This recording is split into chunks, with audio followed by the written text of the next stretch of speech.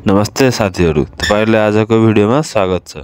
आजको हाम्रो टपिक हुनेछ संघ प्रदेश र स्थानीय तह अन्तरसम्बन्ध ऐन 2077 को परिच्छेद 2। यो हाम्रो खरिदार थर्ड पेपरमा भएको टपिक हो। तपाईहरुलाई अरु पनि खरिदार थर्ड पेपरको भिडियो हेर्न मन लागेको भए हाम्रो यही प्लेलिस्ट फलो गर्दै जानु होला। ल अब लागौँ त के कस्ता प्रश्नहरु आएका छन् यो टपिक भित्र र तिनीहरुको समाधान गर्दै जाने। आजको पहिलो प्रश्न, संघीय शासन प्रणाली भनेको के हो?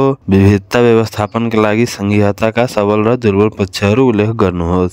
विविधता व्यवस्थापनको लागि संघीयता राज्यमा 2 वा 2 भन्दा बढी तहका सरकार रहेको राजनीतिक प्रणाली वा शासन व्यवस्था संघीय शासन प्रणाली हो।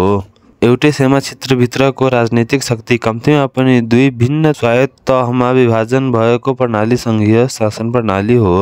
संघीयतामा केन्द्र र त्योभन्दा तलका इकाइ संविधानले व्यवस्था गरेको क्षेत्रीय अधिकार र अधिकारमा स्वतन्त्र हुन्छन्। विश्वका हाल नेपाल लगायत 29 मुलुकहरूले संघीय शासन प्रणाली अपनाएका छन्। नेपालको संविधानले मुलुकलाई संघीय गणतन्त्रका रूपमा रूपान्तरण गरेको छ। संघीय शासन प्रणालीका सबल पक्षहरू, लोकतन्त्रको स्थानीय तहमा अभ्यास हुने, तल्लो स्तरमा राजनीतिक अन्तर्क्रिया हुने, स्थानीय तहमा नेतृत्व विकास हुने, सकारात्मक सरकारको कमजोरी हटाउन सकिने, शासनमा सबै वर्ग र समुदायको उचित प्रतिनिधित्व हुने, सन्तुलित र समानुपातिक विकास हुने, ठूलो देशमा प्रभावकारी हुने, आन्तरिक असन्तोषको सम्बोधन हुने, सेवा प्रवाह प्रभावकारी हुने, विविधताको व्यवस्थापन हुने। संघीय शासन प्रणालीका दुर्बल पक्षहरू, खर्चिलो शासन प्रणाली, व्यवस्थामा कठिनाइ हुने, बहुशासनले नागरिकमा बुझ्न र बुझाउन कठिनाइ हुने, दोहोरो कर प्रणालीको सम्भावना रहने, राष्ट्रिय एकता खल्ल बल्ने, द्वैध शासनको सम्भावना रहने, दोहोरो नागरिकता दोहोरो संविधान हुन सक्ने, केन्द्रीय सरकार कमजोर हुन सक्ने, नेपाल सरकारले छिटो निर्णय गर्न नसक्ने, अदालत निरङ्कुश हुन सक्ने। समग्रमा विविधता व्यवस्थापन सहितको संघीय शासन प्रणालीमा सबै वर्ग क्षेत्रको सहभागिता रहेको हुन्छ। यही मनसायका साथ नेपालमा संघीयता लागू गरिएको हो। यसको असल कार्यान्वयनबाट वास्तविक रूपमा गाउँ-गाउँमा सिंहदरबार पुग्ने र सोको महसुस हुने देखिन्छ। त्यसैले संघीयताको असल अभ्यास र पूर्ण कार्यान्वयन मार्फत विविधता व्यवस्थापन आजको आवश्यकता हो। अर्को प्रश्न, संघ प्रदेश र स्थानीय तह बीचको अन्तरसम्बन्धका आधारहरू उल्लेख गर्नुहोस्। संघ प्रदेश र स्थानीय तह समन्वय तथा अन्तरसम्बन्ध ऐन 2077 को परिच्छेद 2 अनुसार संविधानमा 1 को व्यवस्थाका अतिरिक्त संघ प्रदेश र स्थानीय तह बीचको अन्तरसम्बन्धका अन्य आधारहरू देहाय बमोजिम हुनेछन्।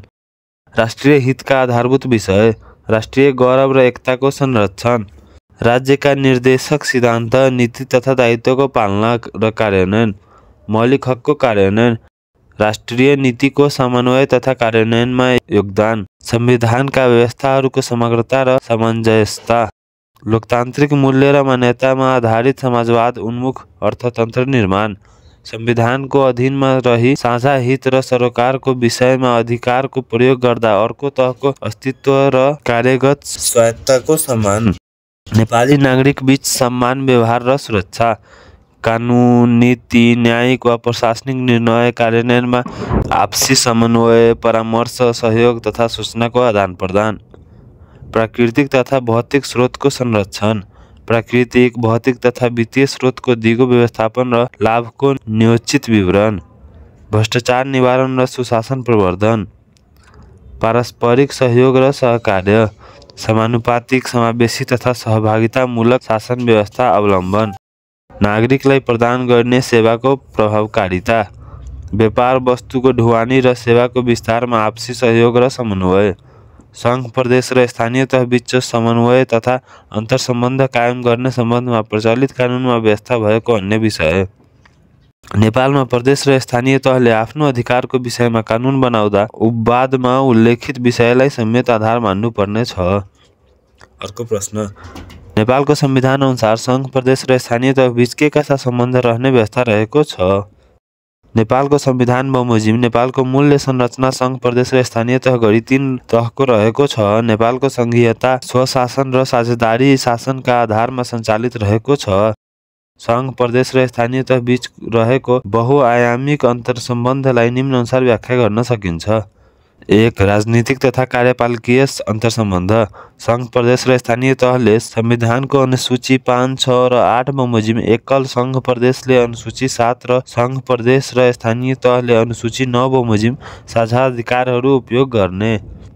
नेपाल सरकारले राष्ट्रिय महत्त्वका विषयमा प्रदेश मन्त्री परिषदलाई निर्देशन दिन सक्ने।